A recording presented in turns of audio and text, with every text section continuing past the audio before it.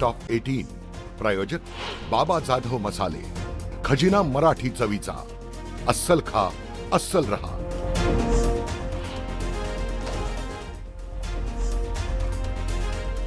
शेतकरी कर्जमुक्ती योजना 2026 अंतर्गत छत्रपती संभाजीनगरमधील 1,05,128 शेतकरी कर्जमाफीसाठी पात्र. मात्र आतापर्यंत केवळ 14,769 शेतकऱ्यांनी ई-केवायसी केली पूर्ण.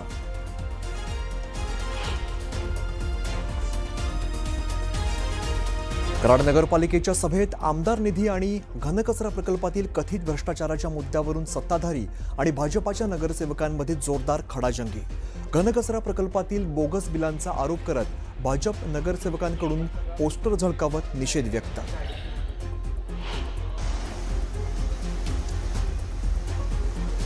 गेल्या 24 तासात रायगडमध्ये सर्वाधिक 64 मिलीमीटर पावसाची नोंद, तर मुंबई उपनगरात केवळ 7.80 मिलीमीटर पाऊस.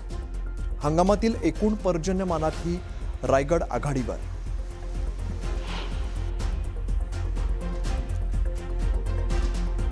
वन्यजीव संवर्धनाच्या क्षेत्रात महाराष्ट्रासाठी आशादायक चित्र.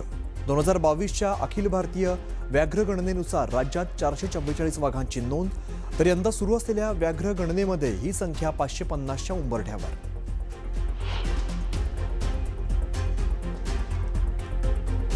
वरळी वर्सोव्यातून वाहनं थेट पाली हिल बँडस्टँडकडे आणता येणार. सागरी सेतूच्या 3.55 किलोमीटर जोड रस्त्याच्या 1,722 कोटींच्या खर्चाला राज्य सरकारची मंजुरी.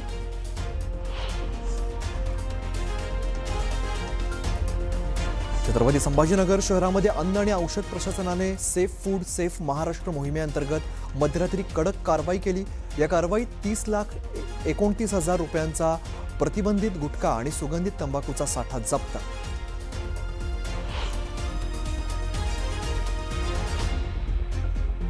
घनकचरा उचलण्यासाठी पालिकेचा बॅकअप प्लॅन. 3 महिन्यांच्या कालावधीसाठी रिफ्यूज व्हेकल पूल तयार करण्याचा निर्णय.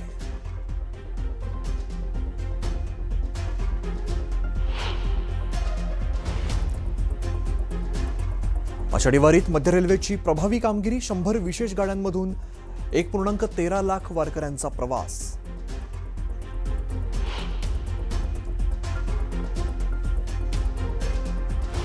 बस चालवताना मोबाईलचा वापर. 23 कंत्राटी चालकांवरती कारवाई.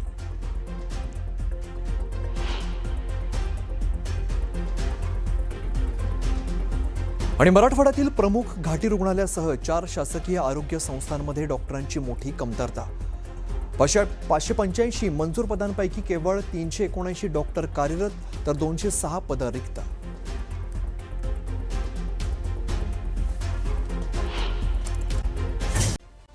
मुलुक महाराष्ट्रामध्ये सगळ्यांचं स्वागत. नमस्कार, मी अमित गद्रे. पहिली मोठी बातमी आपल्याला बघायची आहे मुंबईमधून. मुंबई महापालिकेसंदर्भातली एक मोठी अपडेट समोर येते. महापालिकेमध्ये 5 महिन्यातच नव्या कार खरेदीचा प्रस्ताव देण्यात आलेला आहे. 6 महिन्यांपूर्वीच नव्याने निवडून आलेल्या महापौर आणि उपमहापौर आणि विविध समिती अध्यक्षांसाठी तब्बल 2,16 लाख रुपये खर्च करून 13 नवीन कार या खरेदी केलेल्या होत्या. आणि महापौरांसाठी 30 लाखांची इनोव्हा, तर उपमहापौरांसाठी सुद्धा कार खरेदी केली होती. गट नेते म्हणून विश्वासात घ्या. तुमचा काय तुम्हाला त्रास होतोय तो आम्हाला सांगा. आम्हाला न सांगता घेतात म्हणून हा ऑब्जेक्शन नाही. खरं गरजच नाही आहे. नवीन गाड्या आहेत, 5 वर्षासाठी घेतले, वापरूया. कोण इथे कायमचं आलेलं आहे? पुन्हा 5 वर्षांनी आपल्याला परीक्षा द्यायच्या आहेत. पुन्हा 5 वर्षांनी पास कोण होत आहे? कारण नापास किती वेळा कोण कोण झाले ते दिसत आहेत. 9 2 गॅप घेऊन आलेली लोक आहेत. आधीच ताई ठेवी मोडलेल्या आहेत. थांबा बोलते. ठेवी मोडल्या, त्याच्यावर पण आम्ही श्वेतपत्रिका त्याच्यासाठीच मागतोय. कारण आत्ता लक्षात येत आहे की या ह्याच्यामध्ये रस्त्यामध्ये 158 कामाचा म्हणजे 158 प्लस करून कामं दिली.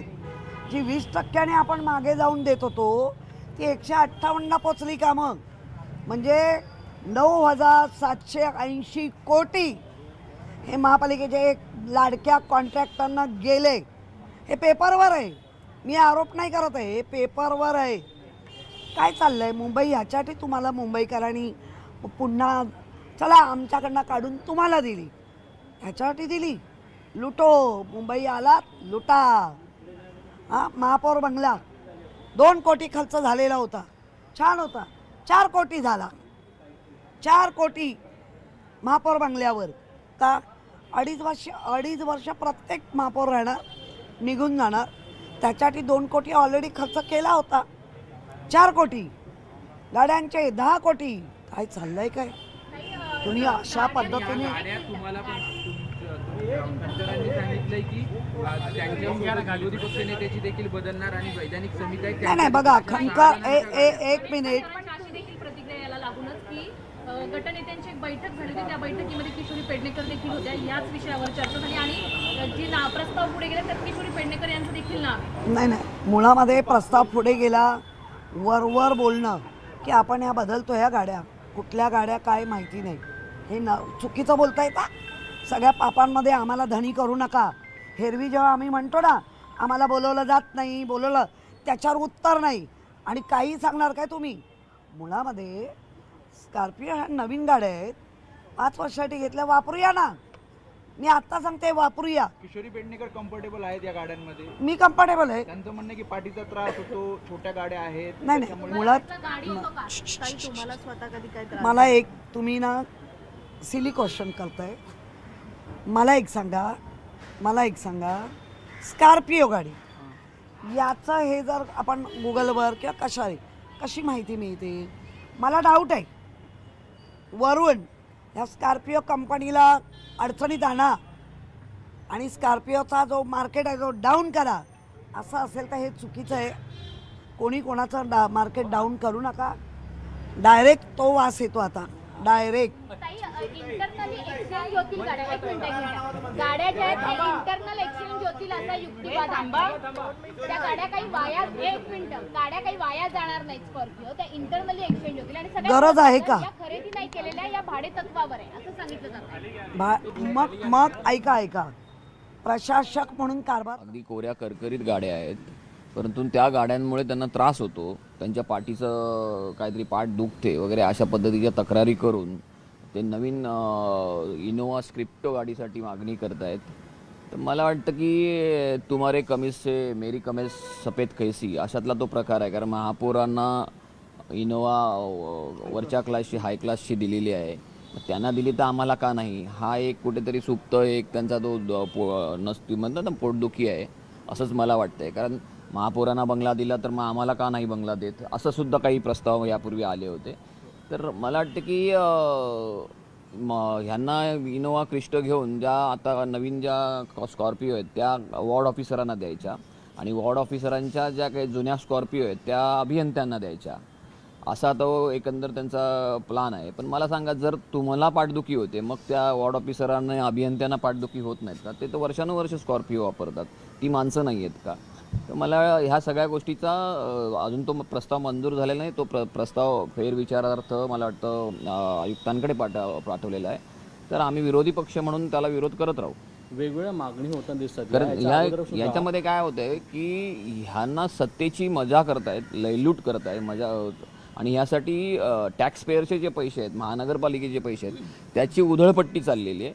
आणि अशी उधळपट्टी जर होणार असेल तर ती खपवून घेतली जाणार नाही. कारण इकडे शालेय विद्यार्थी जे आहेत महानगरपालिकेचे, त्यांना ज्या 27 वस्तू दिल्या जातात शालेय वस्तू, त्या अद्याप मिळालेल्या नाही आहेत. ऑगस्ट उजळायची वेळ आली. आता ऑगस्टमध्ये त्यांच्या प्रथम चाचणी परीक्षा येतील तरी अजून त्यांना त्या वस्तू मिळालेल्या नाही आहेत. आरोग्यसेवेचा बोजबारा उडालेला आहे. असं हे सगळं असताना मला वाटतं की ह्या सगळ्या गोष्टीवर बोलायला पाहिजे, ह्या गोष्टीवर काम करायला पाहिजे, या गोष्टीवर पैसा खर्च करायला हवा. तर ते न होता सत्ताधारी स्वतःला चांगल्या गाड्या कशा मिळतील हे पाहत आहेत. मला वाटतं की लोकांनी ह्यासाठी नाही पाठवले आपल्याला. लोकांचे प्रश्न आणि समस्या सोडवण्यासाठी आपल्याला महानगरपालिकेत प्रतिनिधी म्हणून पाठवलं आहे. तर त्या विषयावर जर सत्ताधाऱ्यांनी भर दिला तर ते अधिक चांगलं राहील. याच्या अगोदर सुद्धा अशी मागणी झाली होती की दैसरलावरून मला जरा टाउनची जागा द्या राहायला वगैरे असं. हो, मी म्हटलं ना तुम्हाला, चुकीची मागणी असं तुम्हाला वाटतं? मी म्हटलं ना, अहो संविधानिक पद आहे का एकतर उपमहापौर, आणि त्यांना जर घर दिलं तर मग ते नको तो पायंडा पडेल. मग विरोधी पक्ष नेतेही मागे लागतील. तेही विरोधी पक्ष नेते पद देखील संविधानिक पद आहे. मग असं होत नाही ना. असं कसं होईल? म्हणजे हम करे सो कायदा, आम्हाला जे वाटेल ते आम्ही करणार, असं होत नाही. तुम्ही मग महानगरपालिकेची जी घटना आहे त्याची पायमल्ली करताय, असाच अर्थ होतो ना. तर गाड्यांचा जो विषय होता तर असं देखील म्हटलं गेलं की लांबचा प्रवास जे वैधानिक समित्याचे अध्यक्ष आहेत, उपमहापौर आहेत, यांनी सर्वांनी मिळून आम्ही मागणी केली होती की आता जी वाहनं आम्हाला दिलेली आहेत या गाड्या बदलण्यात याव्या, याविषयी तक्रार होती आणि त्या पद्धतीने प्रशासनाकडे आम्ही गटनेत्यांच्या बैठकीत आम्ही मागणी केली होती. त्यानुसार आताच्या ज्या गाड्या आहेत या बदलून नवीन क्रिस्टा गाड्या घ्याव्यात असा माझ्या माहितीप्रमाणे प्रस्ताव येतो आहे. आम्ही मागणी केली होती की आमच्या गाड्या बदला आणि प्रशासनाने ते मान्य केलं होतं की होय, याबाबत आम्हालाही तक्रारी प्राप्त झालेल्या आहेत. त्या अनुषंगाने आता नवीन गाड्या येतील अशी आमची माहिती आहे. वैधान कैदा करो, ये उचित नहीं है. मैं पुनः आपसे आग्रह करता हूं कि प्लीज आप अपनी अपनी सीट पर बैठिए. प्रश्नकाल के बाद इस चर्चा में भाग लीजिए. प्लीज प्लीज बैठिए. इकरा चौधरी जी मेरे पास आई, प्रश्नकाल चलने दो. सच्चिदानंद जी मेरे पास आए, कई मान्य सदस्य मेरे पास आए. आप मान्य सदस्यों के हक को नहीं मार सकते, ये तरीका उचित नहीं है. आप अगर सदन को वैधान करना चाहते हैं, नियोजित तरीके से गतिरोध पैदा करना चाहते हैं, ये संसदीय परंपराओं के अनुरूप नहीं है. सदन की कार्रवाई आज 12 बजे तक के लिए स्थगित की जाती है.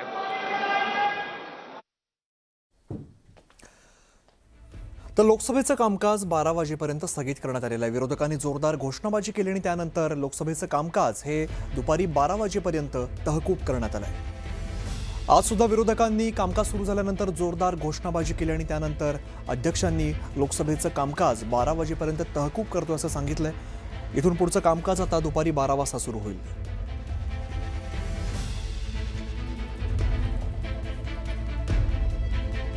पुढची मोठी बातमी आपण बघूया. जेनझीवरती वादग्रस्त वक्तव्य करणाऱ्या कंगना रनौत संदर्भात महत्त्वाची एक अपडेट समोर येते. आपण बघूया कंगना रनौतला महाजनांच्या कानपिचक्या बघायला मिळत आहेत. कंगना रनौतला मंत्री गिरीश महाजन यांनी कानपिचक्या लगावलेल्या आहेत. वक्तव्य करताना तोलून मापून बोललं पाहिजे असं महाजनांनी सांगितलंय.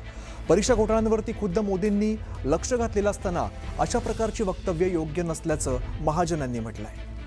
आपण बघितलं होतं काल कंगना रनौत यांनी एक वक्तव्य केलं होतं. जेनझीन संदर्भातलं ते वक्तव्य होतं. यावरती आता महाजन यांनी यात वक्तव्य केलंय. गंभीर विषयात वादग्रस्त वक्तव्य करू नये असं गिरीश महाजन यांनी सांगितलंय. मला वाटतं असं कोणी स्टेटमेंट करता कामा नये. आपण बोलताना थोडा विचार केला पाहिजे, कारण इतके विषय गंभीर आहेत. मोदीजींनी स्वतः त्या विषयामध्ये आता लक्ष घालून मोदीजी स्वतः त्या विषयात बोलत आहेत. त्यांनी आता परीक्षा पद्धतीमध्ये किती सुधारणा ते करतायत. आणि मग असं असताना मला वाटतं आमदार असतील, खासदार असतील, मंत्री असतील, आपण थोडं तोडून मापून बोललं पाहिजे. एक अत्यंत महत्त्वाची बातमी आहे. नाशिकमधून ही बातमी येते. नाशिक जिल्ह्यामध्ये भूकंपाच्या धक्क्यानंतर प्रशासन अलर्ट मोडवर आलेलं आहे. नाशिक जिल्ह्यात दिंडोरी पेठ परिसरात भूकंपाचे धक्के बसलेले आहेत. सुरगाणा पेठ या परिसरामध्ये 24 तासात दुसऱ्यांदा भूकंप जाणवलेला आहे. पायाभूत सुविधांची सुरक्षितता तपासण्याच्या सूचना प्रशासनाने दिल्यात. धरणं, पूल, शासकीय इमारती, शाळा, वसतिगृह तपासून घ्याव्यात. आवश्यक त्या तातडीच्या उपाययोजना कराव्यात अशा जिल्हा प्रशासनाने सूचना केलेल्या आहेत. भूकंपाचे धक्के बसलेल्या परिसरात पाहणी केल्यावर अहवाल आपत्ती व्यवस्थापन विभागाला सादर करण्याचे आदेश देण्यात आलेले आहेत.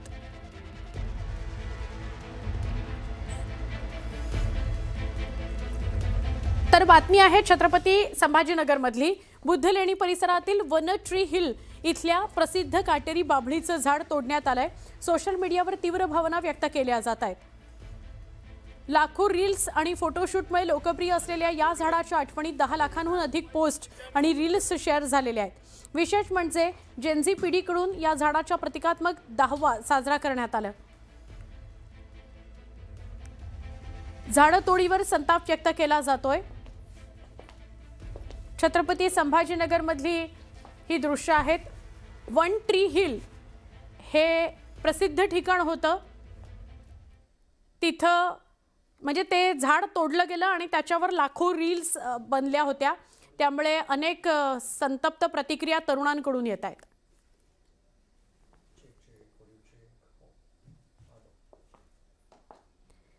बातमी चंद्रपुरातली आहे. चंद्रपुरामध्ये अंधश्रद्धेच्या नावाखाली एका कुटुंबाची तब्बल 25,90,000 रुपयांची फसवणूक झाल्याची तक्रार नोंदवली गेलेली आहे. आजारी पती बरा होईल आणि घरातील पैसे दुप्पट होतील असं आमिष दाखवत 3 महिलांनी तावीज, पावडर आणि विविध धार्मिक विधींच्या नावाखाली लाखो रुपये आणि सोन्याचे दागिने उकळले असा आरोप आहे. तक्रारीनंतर पोलिसांनी 3ही आरोपी महिलांना अटक केली आहे. अंधश्रद्धेकरता वापरलं जाणारं साहित्य जप्त केलेलं आहे.